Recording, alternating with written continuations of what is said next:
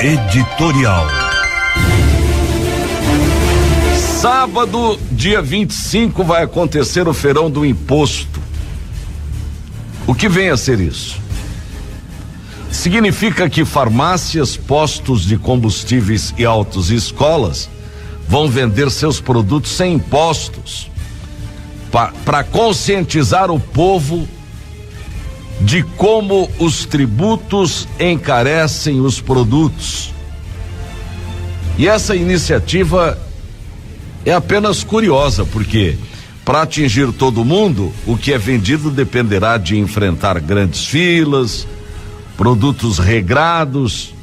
E isso não chega a ser vantajoso, mas será uma demonstração grátis do que seria o mundo sem pagar impostos, sem tributação, num país aonde os impostos chegam a custar mais caro que as próprias mercadorias. Gasolina com imposto, 4,39. Sem imposto, 2,80. Vão vender 10 mil litros e atender 500 contribuintes, 20 litros para cada um. Como dizia a minha saudosa tia Laura, vão deixar muita gente com lombriga aguada. A coisa é tão pouca que não daria para tapar um buraco de cárie. Para você que não foi dessa época, o Brasil, no início da metade do século passado, comercializava nas farmácias um tubinho de cera de abelha que era introduzida nas cáries dentais para que elas não doessem e para que o caboclo pudesse segurar o choro até encontrar um dentista que era quase sempre um prático, isto é, não tinha qualquer formação universitária e quase sempre ele receitava aquilo que lhe dava lucro fácil e rápido: arrancar o dente. Tanto é que pessoas daquela época, a maioria delas, não tem o chamado terceiro molar, que é mais fácil de cariar. Isso quando o dentista não arrancava todos os seus dentes para colocar a chamada chapa, outros chamam de perereca, com a desculpa correta que você nunca mais teria dores de dentes. O que hoje chega a ser um absurdo e um crime praticado contra qualquer paciente. Hoje arrancar dente ficou demodê. É até feio e estranho dizer que teve que arrancar um dente. Para remediar isso, inventaram, enquanto o costume mudava, uma outra frase: extrair o dente. O que não mudava em nada o ato que acabou tornando o Brasil um dos primeiros países edêntulos do mundo. Hoje extrair dente só em último caso, porque é crime que se pratica contra a própria pessoa. Extrair, arrancar, só em último caso. Mas voltemos aos impostos. Nenhuma nação do mundo vive sem impostos. É do couro que sai a correia. O problema do Brasil é que nós, os contribuintes, nem mais temos couro para ser tirado, mas continuam achando um jeitinho para arrancar de nós sempre alguma coisa a mais. O imposto foi uma criação que permitiu que alguém governasse um reino ou uma nação. Só que o imposto tem seus limites. O problema do Brasil é que aqui, em se tratando de tirar dinheiro do povo, nunca acham esses limites. A história relata que foi na Idade Média que se deu início à cobrança de impostos. Mais tarde, com o advento da democracia e a distribuição de serviços públicos nas cidades de Atenas e Roma, os impostos se tornaram organizados e formais, o que podem dizer que foi o início da administração tributária. Tem gente dizendo que o Brasil precisa mais de uma reforma tributária do que a reforma da Previdência propriamente dito. Também acho. Se o atual governo não criar urgentemente um novo imposto, o Brasil continuará parado, estagnado, sem obras.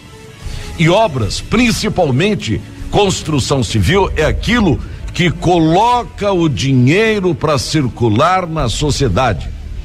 E isso foi descoberto, experimentado, evidenciado na Grande Depressão nos Estados Unidos, quando o presidente norte-americano Franklin Delano Roosevelt resolveu construir estradas pagando com moeda emitida, evidentemente sem lastro, e colocou a nação novamente em movimento, e assim arrancaram do nada para um estilo de vida posterior e que acabou criando o New Deal, que deságua depois da Segunda Guerra no American Way of Life.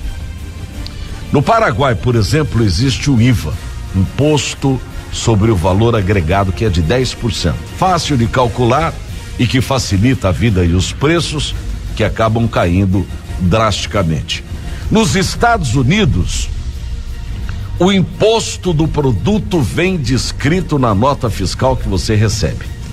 Lá, para qualquer compra que você fizer, a nota é destacada e o imposto que você paga está descrito abaixo do preço da mercadoria, e ai daquele comerciante que não recolher impostos religiosamente, porque lá não pagar imposto ao governo, dar ao governo o que é do governo, é mais pecado que o chamado pecado mortal, porque no pecado mortal você, convencionalmente vai para o inferno quando morrer. Não pagar impostos nos Estados Unidos, você vai para o inferno em vida, vivinho, porque será jogado numa cadeia até que pague o prejuízo, pague a multa e pague também a fiança. Os postos daqui que aderirem ao dia sem imposto vão atender por ordem de chegada, isto é, quem chegar primeiro na fila vai beber água limpa. Sabem quanto é o imposto da gasolina na atualidade? Aqui no nosso estado, acredito nos outros estados também, 61%. Sabem quanto é o imposto de um refrigerante? 45%. Esse movimento que vão fazer é apenas um dia de protesto, uma amostra do que seria viver num país sem imposto. É bom que conheçamos o quanto se paga para ser brasileiro. Quase tudo que compramos, metade é imposto. Dia 25, então, está marcado o Dia Nacional do Respeito ao Consumidor, que não se resume apenas a esse ato, porque Dia do Consumidor é exatamente todo dia. A diferença entre o consumidor e Deus é a seguinte: Deus perdoa, o consumidor nunca. É legal a iniciativa. Seria legal viver num mundo sem impostos. Mas esse mundo não existe, porque o imposto é aquilo que oxigena e faz funcionar a máquina pública. Poderia ser menos selvagem? Claro que poderia. Nossos governantes deveriam se atentar para isso.